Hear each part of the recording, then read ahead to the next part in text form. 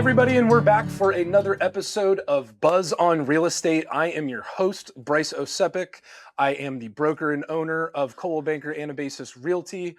They call me Broker Bryce, and we are going to talk about some real estate today. I have got my good friend Chris here from We Buy Any House, Florida. Thanks for coming on the show today, Chris. Appreciate you, and cheers. So, we're going to be talking about all things cash offers. Chris is the founder and owner of We Buy Any House in Florida, and he's got a really cool story about how he came into all of this. He started as an agent and worked his way through into a business that's now closing tons of deals every month and helping people find real solutions to properties in today's market. So thanks for being on here, Chris. Really appreciate you. Thank you. And would love for you to tell the audience your story of how, what you were doing before. Obviously, thank you for your service. Means a lot. My father's also, he was Navy and he worked with a Marine unit. So got a lot of respect for you for that. But how did you transition into real estate? So I was working for a Japanese company here in Florida. We were on the north side, and then it just got monotonous doing the same thing as a regular 9-to-5 job. And then one point, I moved, and my neighbor, he was a real estate agent, and this guy always smiled, was wearing a suit. I'm like, dang, that's life I want to have, is smile and not do this grinding and blue collar work. And so then I started out doing real estate photography for him. Yeah. And then one day he just showed me, he's like, hey man, remember that house you done over here? I'm like, yeah. And he showed me these commission checks, and like, dang, I want to get $100 for photos. This guy made $15,000 off of 2 houses. So I'm like, wow, this is a new business. So I just, at age 40, I decided to quit my job and just got into real estate. Didn't know anything about real estate. Didn't know what to do. I joined up with a big box brokerage, Keller Williams. Yeah. And they had us do a KPI test and make us, do a personality test and all this stuff. And then, unfortunately, with the test, they said that I'm not good for real estate. It said my personality is great for accounting, but not for real estate. Not for being an agent. Yeah, but not for being an agent. And do you think that is true now that you've worked in the business for so long, or do you think that may have not been reality? I can see where their test would show that. But I think the skill that I learned was I've always being a manager at a factory and traveling around the world, being in the Marines. It taught me to deal with a lot of different people, a lot of different situations. So the test won't show that. The test will show I'm a math person. Yeah. But it taught me how to listen to people. I think that's the number one thing, if you're in real estate. It's just, we open the door, we listen, we get in people's homes, and we got to hear their story. Absolutely. And that's where it kind of led me to listen to people's stories, understand what's going on in their life. And that's what progressed from, just being a manager, being blue collar, being military, to now I can do real estate. When you were starting out at Keller Williams and you took that personality test, did you go right into just like traditional sales at that point, trying to get listings and represent buyers? With any good brokerage, all of them I think do the same foundational skills. And I had no idea again. So it was like they just told us, open your phone and call everyone on your phone. And as an introvert, that was the hardest thing for me to do ever in my life. Yeah.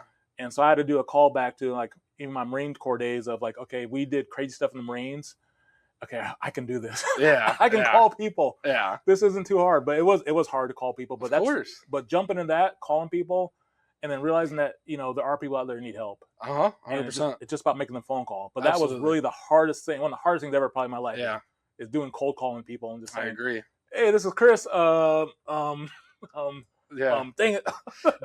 and you know what? That's a big part of what we do at our company. We do a lot of role play training on conversations to have with people that you're cold calling, whether it's out of a lead pond or personals or maybe new leads coming into the company, because there's different conversations, there's different objections, there's different things that you have to deal with whenever you're calling people. And we actually set an expectation like, hey, if you're coming in and you want to really work on leads and you're a new agent, we want you to come in and make 500 dials through our ponds, and we'll actively listen to your conversations, coach you through what you said right, what you didn't say right, AI role playing, all sorts of different stuff. And I think overcoming that fear takes doing it, just doing it, just getting on the phone, facing rejection, facing your fears, being like, dang it, I didn't know what to say and I Yeah. just hung up. But like once you get the reps in and you do a couple hundred calls and you really start talking to people, I feel like your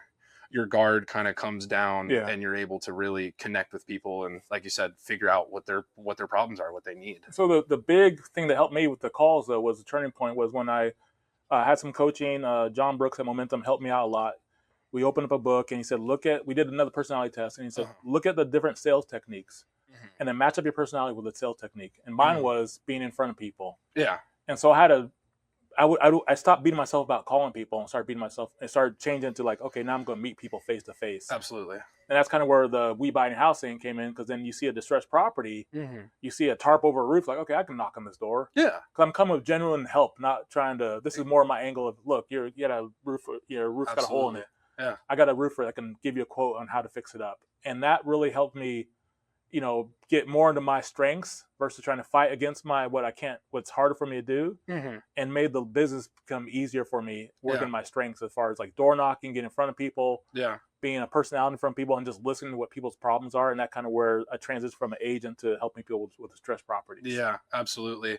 And when we talked before, you told me something that I've really held near and dear to my heart. You actually really care about the people that work with you, and you told me some situations about how you've offered to help them with their lease Yeah, situations if they don't have somewhere to go, and you really are like the end buyer. You're not wholesaling. You're not assigning contracts. You really are end buyer. You're analyzing the situation. You're providing financing solutions and genuinely caring about the people where they're at and what their needs are and coaching them through the situation. So tell me a little bit more about that. so it always started out with like of course the thing was do wholesaling or we buy any house, we get cash offers.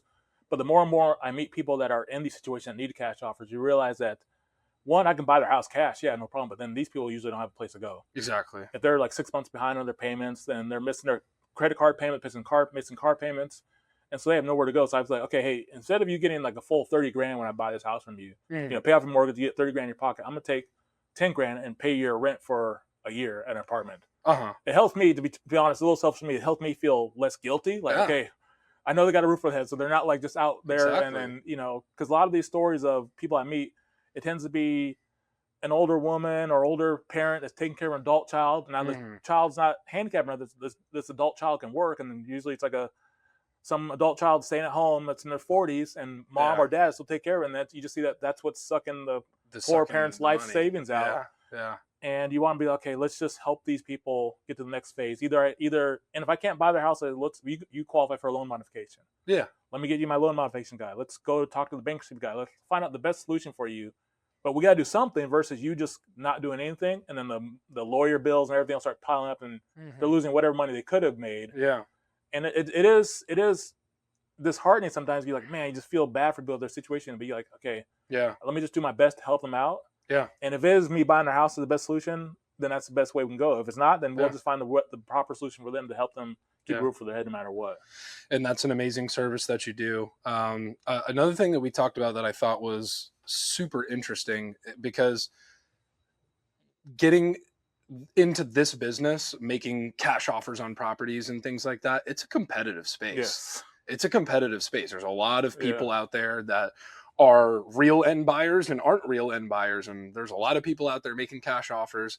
And there's a lot of competition in this space. But you talked to me about kind of your SEO strategies. I know you've dove into AI quite a Yeah. bit as well. So tell me a little bit about from business owner perspective, what you tested and what you learned that was able to bring you to steady leads and opportunities of people that really need these cash offer situations that you're able to help. The best thing I discovered was just you really gotta be yourself. And it Mm-hmm. sounds cliche, but if you just be yourself and build your business around you, it will eventually come. And what I mean by that, so I do the videos, I do the YouTube, I do all the SEO I can.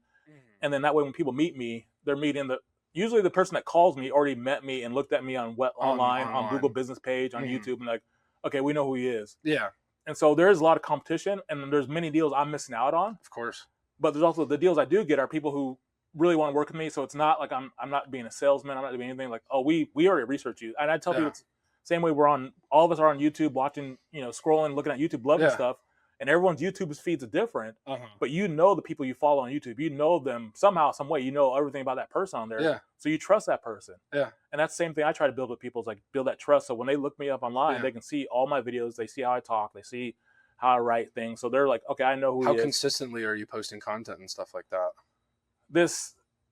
My goal was, I've been off for a month because I've been working on my back end of the business. Because it's hard when you're solopreneur. It's hard. Oh yeah, you're doing everything. You're doing one or the other. You're wearing 10 hats. What I tell people, I try to help anybody out who's in real estate. I say, just you buy like the DJI Pocket 3 or whatever, GoPro, whatever.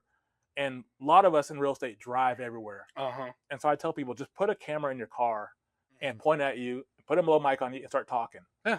And you will be amazed. You just start telling stories. And if you say, I don't have any deals done, you still can talk about your family, moving. You talk about anything real estate related. Yeah. Create a story. And then now you got content for your Facebook, content for social media, content for your YouTube. And even though you think your video sucks and it's like, oh, it's not good, just put it out there. I did this silly video. Just you saw Vacant Land. I went down to Palaca, and I'm walking through this vacant lot in the woods, and there's big old banana spiders everywhere. Jeez. And a boat, just garbage. And that video got like probably right away it got like 8,000 views. Yeah. And I just kind of labeled it off-grid living. Yeah. And it's me walking like, oh man, there's some spiders out here. Yeah. And I'm just got my camera, and I get phone calls in that video. It's like, hey man, I'm looking for vacant land. I want to be off the grid. And you're like, really?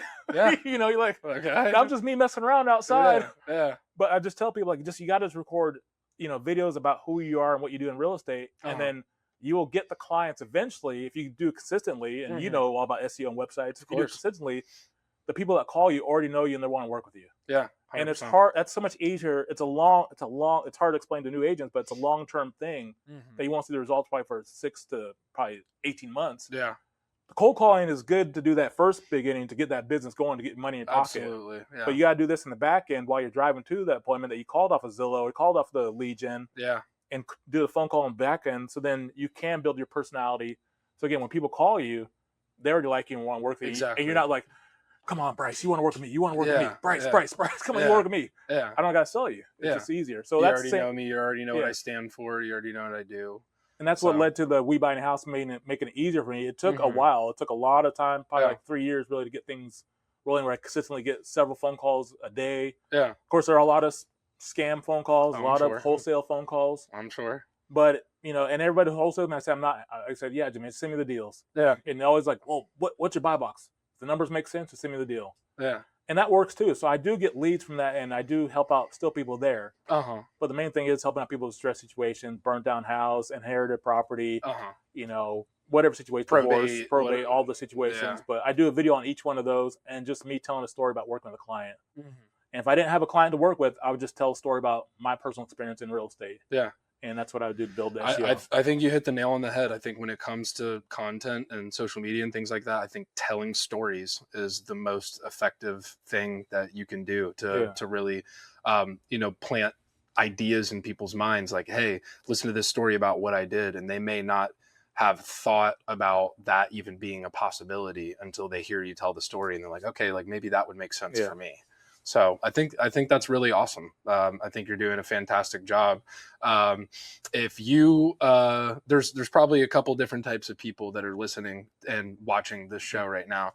There are the investors, the wholesalers, people like that, and then there are probably real estate agents as well as people that may be looking to buy or sell property. What would you say to each of those customers that are watching? I think anybody who's in a real estate business, whether you're an investor or realtor, it's just about, please do your best to care for people. Because I found in this business that, again, with the distressed properties, it's always people who kind of, whatever reason there is, they're neglected.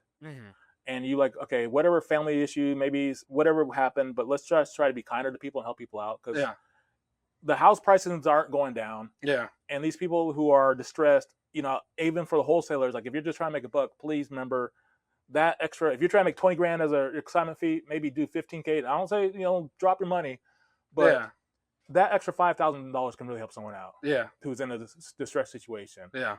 And that's where I think realtors come in handy. Say, hey, if let's get you out of this situation. Let's get you some money in your pocket so you don't lose everything, have nothing to walk away with. Yeah. And that's the only thing I tell people: just make sure you're just kinder to people, help people out, and be nice to your neighbor. If you see someone who's struggling, your neighbor has a roof issue, yard, something, whatever, help Yeah, someone out. It makes a difference, and it helps absolutely. everyone around the world, and it helps people, especially in real estate. If you just become off genuine as a Mm, real person trying to help people out, the business just comes to you, and it just yeah. keeps coming in abundance. I agree with you wholeheartedly, and I think that's really what sets him apart compared to other people in a very competitive industry, like I said before. So, if you've got deals that you want to send Chris's way, if you want to learn about maybe selling your property and you've got financing situations, or you just want to connect with Chris, how can they get in touch with you? It's WeBuyingHouseInFlorida.com. Just call me 904-606-9163. Again, it's 904-606-9163. Love to help you out. And I'm just doing the investing side. I don't point to the realtor side. If you're a realtor, I always tell you go someone like Bryce or somewhere else and go with good leadership. That's the number one thing. Let me just add that in, because you have to go with good leadership when you're going in real estate. Yeah. And same thing with investing. You got to pick your role models who you're going to follow. Find a good leader, a broker that represents who you are, and find a good investor you want to follow and mimic, but take action when they give you advice. That is amazing advice. Thank you so much for coming on the show Thank you, today, sir. Chris. Always a pleasure speaking with you. Thank you guys for tuning in to another episode of Buzz on Real Estate with your host, Broker Bryce, and I'll see you at the next one.